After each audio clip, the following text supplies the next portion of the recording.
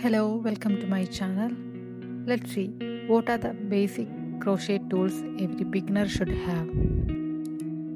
First, we have acrylic yarn. I recommend acrylic yarn for beginners because it's affordable, easy to find, and comes in many beautiful colors. And it's also easy to work the basic crochet stitches. If possible, choose a light color yarn. It will be easier to see your stitches.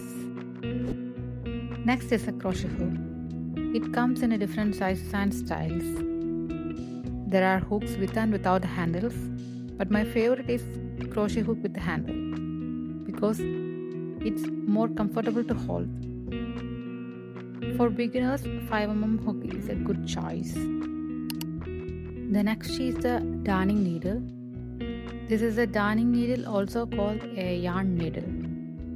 After finishing a crochet project, you can use it to weave in loose yarn ends and join crochet pieces together.